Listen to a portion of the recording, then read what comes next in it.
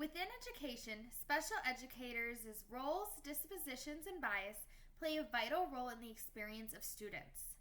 Special educators play a large role in supporting, learning, and improving by supporting students on their caseload and constantly coming up with new strategies to help support student learning and improvement.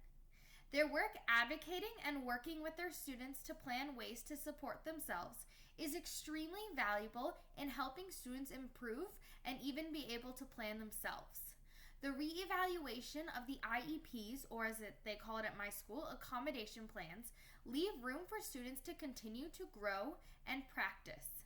Another key role that special educators play a part in is working with fellow educators to navigate relationships, problems, and come up with strategies that may help a student.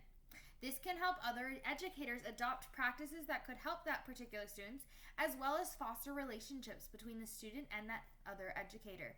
The work that special educators do, working with fellow special educators, parents, and admin to form good relationships and work together to help students, helps special educators collaboratively advance their profession.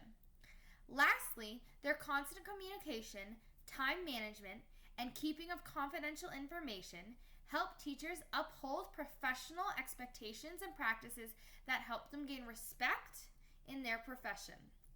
There are many teaching dispositions that are extremely important in the world of special education.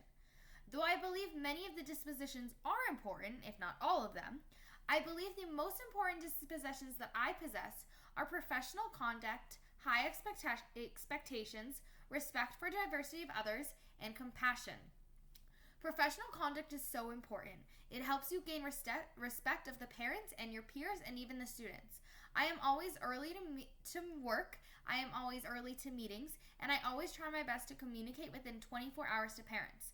As my head of school says, we shouldn't waste his time and he doesn't want to waste our time. We need to respect other people's times and make sure that we are communicating and acting professionally. It helps you get more respect from everyone around. The other thing is high expectations. Throughout this year as a teacher, I have noticed that my students have strengths and weaknesses, and I have to work hard to be able to differentiate. This helps me get to know the children and helps parents trust me more as their educator because I am able to better provide strategies and support and resources for their students, so their students are getting the education that they need. I also think respect for diversity of others is important. In my classroom, I have students from all different backgrounds, neurotypical students, and students on the Student Support Services caseload. It is really important to foster those relationships within the students and having them all learn how to respect diversity as a whole. Lastly, the most vital one that I think, and the most important, is compassion. Compassion helps you build a relationship with students and also helps you gain the trust of your students. This can help that if a student is struggling or having trouble with something, they are always willing to come to you. Though many teachers try to keep their bias out of their classroom, unfortunately, at times their personal bias may come across.